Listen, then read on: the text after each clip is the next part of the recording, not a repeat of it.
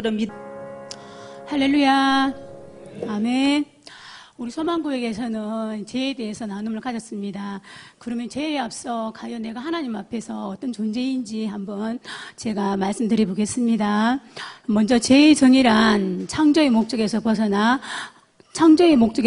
모든 것이 죄이며 하나님을 떠나서 사는 것이고, 자기가 왕이 되어 자기 목적, 자기 사랑, 자기 주권, 자기 생각, 자기 자원으로 사는 것. 아담의 범죄는 불순종의 행실로 자기의 신분을 저버린 것입니다.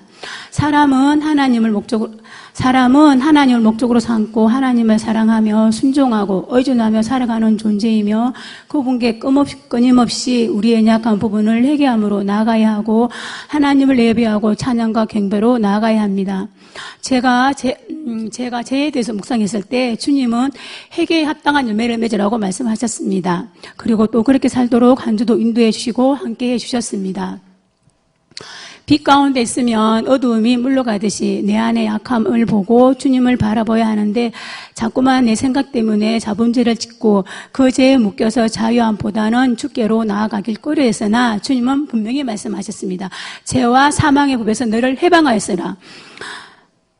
성령께서 우리 안에 계십니다. 그가 와서 죄에 대해서, 의에 대해서, 심판에 대해서 세상을 책망하시니라. 요한복음 16장 8절 말씀입니다. 아멘.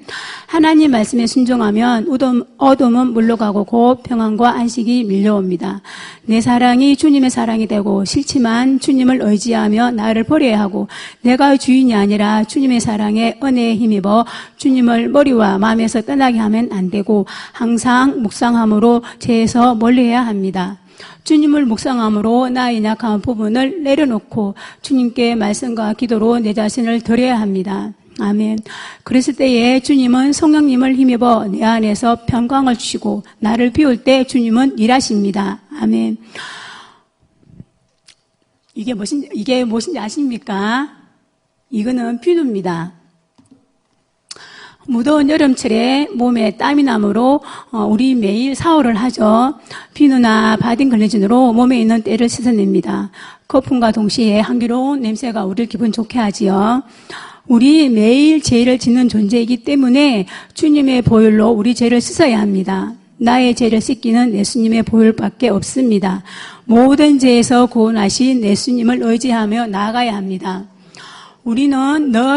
주님은 늘 우리와 함께 하십니다. 임마누엘.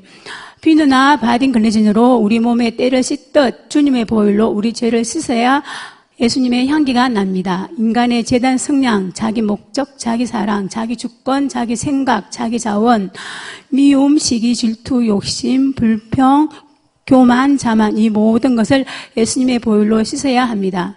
그랬을 때에 예수님의 향기, 성령의 9가지 열매가 맺습니다. 용서와 사랑, 절제. 그러함으로 매일 주께 나감으로 그리스도의 장성한 분량에 충만한 데까지 이르러야 합니다. 우린 주님을 의지해야 합니다. 주님께 나아가야 합니다. 제가 이제 이 말씀을 준비함으로, 제일 솔직히 힘들었던 부분은 우리 아이거든요. 근데 제가 그랬어요. 나는 너가 제일 힘들다. 우리 아이한테 그랬었어요. 근데 이제 한 주간은 계속 이 말씀 묵상하고 죄에 대해서 이렇게 봤을 때, 하나님께서 어제 제가 이제 집안일을 다 하고 잠자리에 누웠을 때에 제 입에서 그런 말이 흘러 나오는 거예요. 내가 문제다. 모든 것은 제가 문제입니다. 환경도 아니고 내 자녀도 아니고 내 욕심이기 때문에, 내 생각과 내 어떠한 하나님께서 원치 않는 내 어떠한 틀에 있는 그것 때문에 제가 죄를 짓게 되고 내 아이한테도 부담을 주는 것 같습니다. 그래서 제가 고백하면 이 자리에서 문제는 우리 아이가 아니고 저입니다. 감사합니다.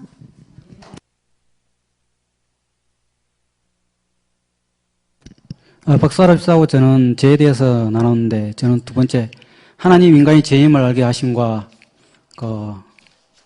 성경이 인간이 죄이고 부정한 자를 말씀하시고 있다는 그 단락을 제가 맡았습니다. 하나님이 인간이 죄임을 알게 하십니다. 율법을 주심으로 죄임을 알게 하십니다. 로마서 3장 20절. 그러므로 율법의 행위로 그의 앞에 의롭다 하심을 얻을 육체가 없나니 율법으로는 죄를 깨달음이라. 우리는 법을 이 세상에서 다 지킬 수 있는 사람은 아무도 없습니다. 그래서 하나님께서 법을 주셔서 의인은 없나니 하나도 없다. 그 법을 지킬 수 있는 사람은 하나도 없다고 주님께서 말씀하고 계십니다. 두 번째, 성령을 보내셔 죄임을 알게 하십니다. 성령이 조명하래 자신이 죄인이며 내가 하는 것들 중에 무엇이 죄인지 알게 하십니다. 믿음의 분량에 따라서 성령이 조명해 주시면 어떤 것이 죄인지 알게 하십니다. 내가 하는 행위가 예를 들어서 믿음이 좀 연약한 사람 같은 경우에 하는 행위, 술 먹고 담배 피는 것, 그것이 죄로 얘기하지 않을 수 있습니다. 성령님께서 그것이 죄라고 그에게는 말하지 않았기 때문에 그것까지는 죄라고 하지 않을 수 있습니다.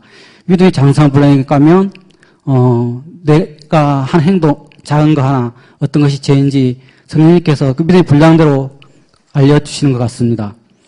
그리고 세 번째는 여호와를 잃어버림이 죄다고 말하고 있습니다. 신명기 8장 13절 또 내 우양이 번성하며 내 은금이 증식되며 내 소유가 풍부하게 될 때 14절 두렵건대 내 마음이 교만하여 내 하나님 여호와를 잊어버릴까 하노라. 하나님을 까마득히 잊어버리고 자기 스스로 자기가 사는 것, 일상생활을 하는 것이 이것은 죄라고 하고 있습니다. 주님과 상관없이 주님을 잊어버리고 사는 것이 죄라고 말하고 있습니다. 네 번째는 너는 나의 당신을 섬기지 말라고 말하고 있습니다.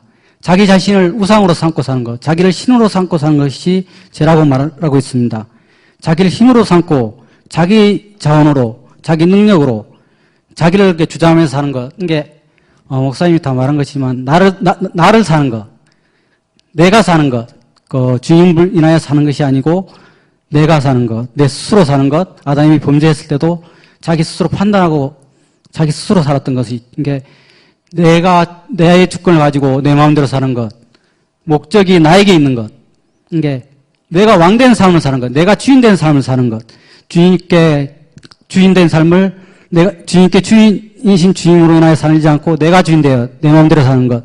그리스도인에서 세상 사람들한테 이것을 얘기하는 것이 아니고 우리 믿는 자들에게 너를 주인으로 삼고 너를 목적으로 삼고 너로 인하여 사는 것이 죄다고 성경은 또 말하고 있습니다.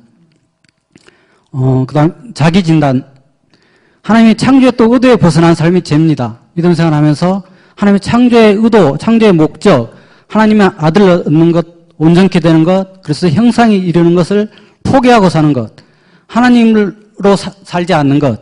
그러니까 창조의 의도에 상관없이 신앙생활에서 사는 것이 죄라고 또 말하고 있습니다.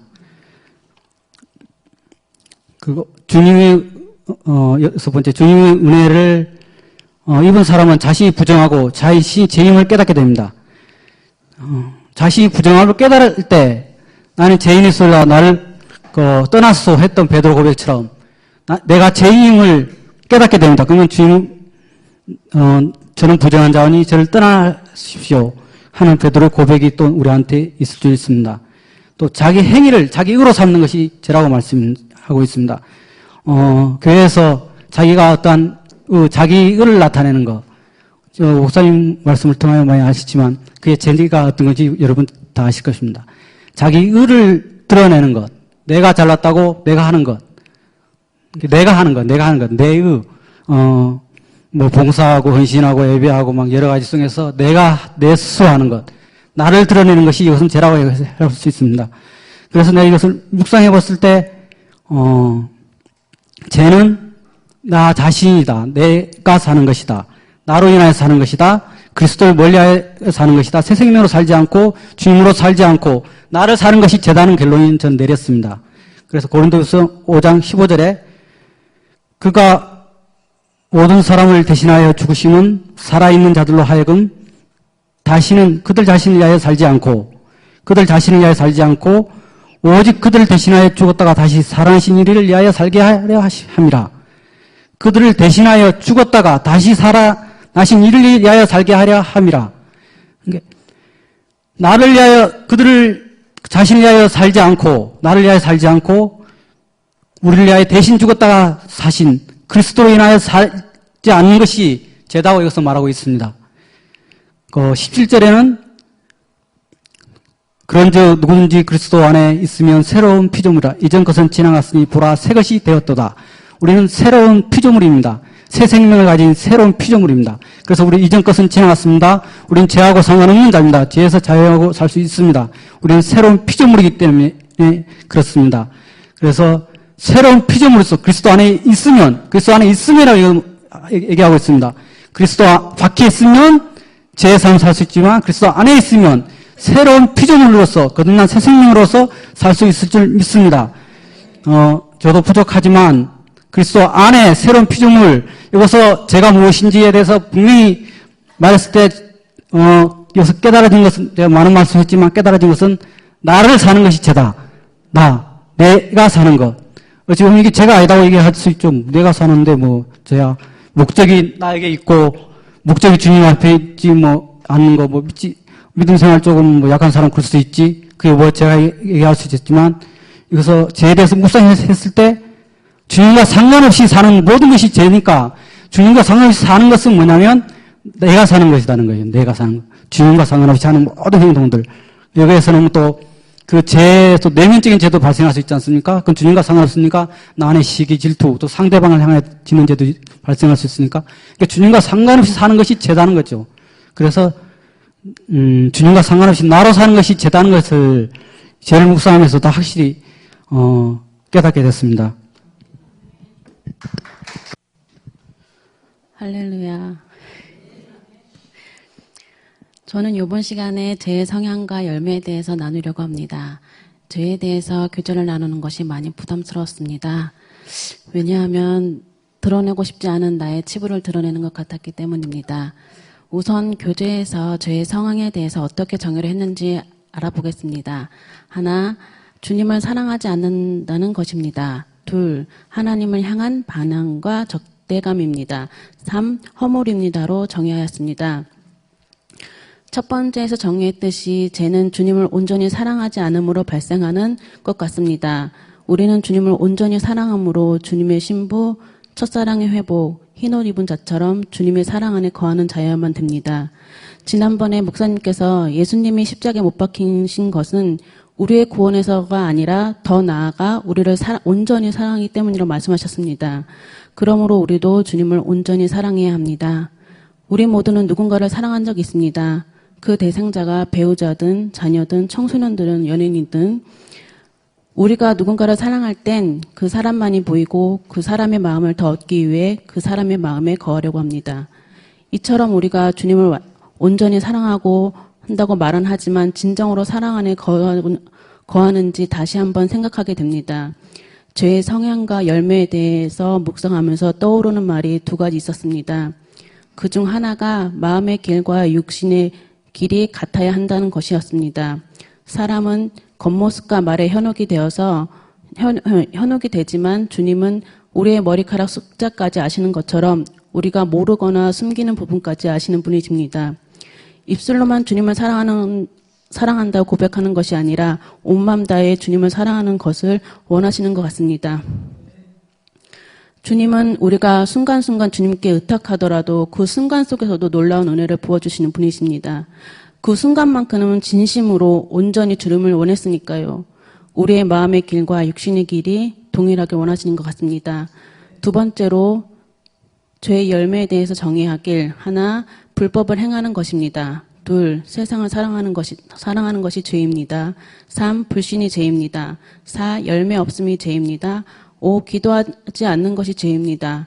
6. 헌신하지 않음이 죄입니다. 7. 전도하지 않는 것이 죄입니다. 라고 하였습니다. 이 모든 것이 주님의 사랑 안에 온전히 거하지 않음으로 발생하는 것들인 것 같습니다. 우리가 은혜 가운데 즉 주님을 온전히 사랑하고 육이 아닌 영이 주된 삶을 살 땐 세상의 어떤 것도 우리의 마음과 눈에 들어오지 않고 주님의 말씀과 기도, 찬양이 나의 모든 것이 됨을 경험한 적이 있습니다. 마치 주님이라는 선글라스를 끼고 세상을 바라보듯 우리가 주님의 사랑 안에 온전히 거하지 않았을 때, 즉 죄의 열매를 맺을 때 주님이 우리를 어떻게 생각하실까요? 아픈 손가락이 아닐까 합니다. 부모가 되신 분들은 아실 것입니다. 손가락을 깨물면 다 아프지만 유독 더 아픈 손가락이 있다는 것을. 그 자녀를 생각할 땐 가슴 한 곳이 아려옵니다. 가슴이 아린 것은 몸이 아픈 것과는 또 다른 아픔인 것 같습니다. 제 열매는 주님을 아는 자들이면 모두 나쁜 것이라고 생각합니다. 하지만 여러 가지 이유로 너무 쉽게 주님 중심이 아닌 인간 중심으로 생각하고 행동함으로 주님의 아픈 손가락이 되진 않았는지 다시 한번 생각해 봅니다. 제가 나빠서가 아니라 우리를 위해 숨어서 눈물 지으실지도 모르는 주님을 위해 죄에서 멀리 생활해야 하는데 순간순간 무너지는 자신을 보며 나는 참 공고한 자라는 말이 저절로 나옵니다. 주님의 아픈 손가락이 아닌 주님이 기쁨이 되는 자가 되었으면 좋겠습니다. 감사합니다. 우리가 한 성령 안에서 말씀을 나눴다는 게 너무 와닿는 게, 저도 죄에 대해서 참 얘기하기 싫었거든요. 좋은 하나님 나라에서 얘기하고 싶고, 그런데 자꾸 죄만을 얘기하라 해서 하나님 나라 말씀을 엄청 준비했는데 어젯밤에 그 말씀을 하나도 안 주시는 거예요. 그래서 하나님 왜 이러십니까 했는데, 오늘 목사님이 하나님 나라의 그 좋은 걸 다 말씀을 하시는 거에서, 예비하셨기 때문에 니는 할 필요가 없다, 이러시는 것 같았습니다. 그리고 너무 부담이 돼서 새벽 3시부터 일어나가지고 말씀을 준비했거든요. 기도하고 또 기도해도 주시는 말씀은 한마디였습니다. 오호 공고한 자라. 그게 왜요? 처음에는 왜 또 우리 팀에게 왜 죄에 대해서 줬을까요? 우리는 나름 다 신앙생활 열심히 하는 분들인데요. 그게 죄였습니다. 나름 열심히 한다고 고개 들고 있는 저희 이 구역에 주신 말씀이 딱 맞았습니다. 이번 시간에 저는 죄의 결과물에 대해서, 죄의 결과로 만들어준 세상 나라에 대해서 나눠보겠습니다. 우리는 눈에 보이는 이 세상에도 살지만 아침에 목사님이 말씀하셨던 하나님의 나라 안에도 살고 있습니다. 그걸 어떻게 아느냐 하면 요한복음 18장 36절에 예수님이 이 땅에 오셨다고 하셨습니다. 그런데 예수님은 이 땅에 왕으로 오신 게 아니라 다른 나라의 왕으로 오셨다 하셨습니다. 그게 바로 하나님의 나라입니다.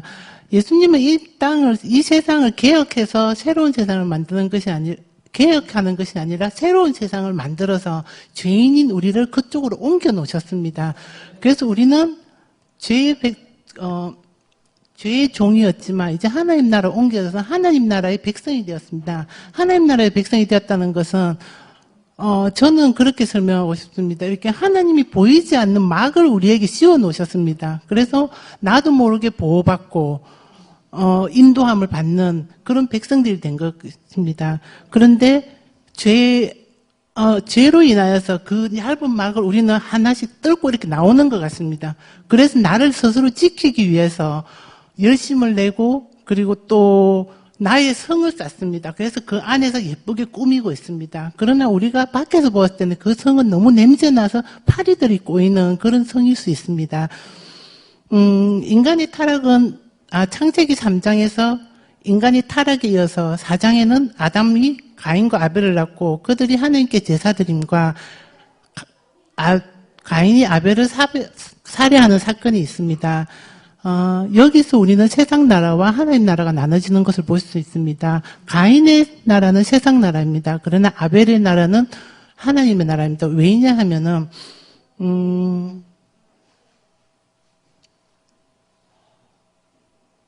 각 나라에는 문화가 있습니다. 가인의 나라, 즉 세상 나라 문화는 자기 노력으로 자기의 부와 명성을 위하여 사는 나라입니다. 그러나 아벨의 나라, 즉 하나님의 나라는 보호효를 힘입어서 하나님의 은혜로 사는 나라입니다. 가인의 인생을 보면 가인은 아주 열심히 일한 것 같습니다. 또 그래서 그 자기가 열심히 일한 땅의 소산으로 하나님께 제사를 드렸습니다. 제사를 드린 것을 보면 가인은 하나님을 부정하지는 않은 것 같습니다. 그렇지만 그가 드린 제사는 제가 보기에 이렇게 하나님께 저 이 정도 벌었어요 하고 선심 쓰듯이 11조를 드리는 것 같습니다. 아니면 나 이 정도 되는 사람이야 라면서 땅의 소산의 그 결과물을 보이면서 하나님께 자존심을 세운다는 거, 그런 것 같습니다. 그러나 아벨의 삶을 보면 저는 왜 하나님이 가인의 제사는 안 받으려고 아벨의 제사를 받았는지 정말 오랫동안 이해할 수 없었거든요.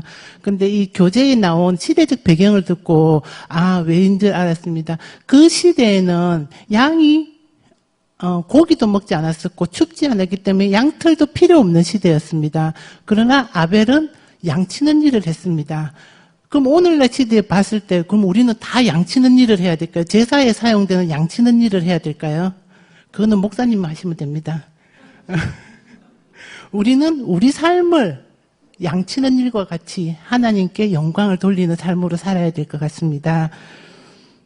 가인의 행동이 잘못됐다는 것은 아닙니다. 가인은 아벨보다 더 열심히 일했을지도 모릅니다.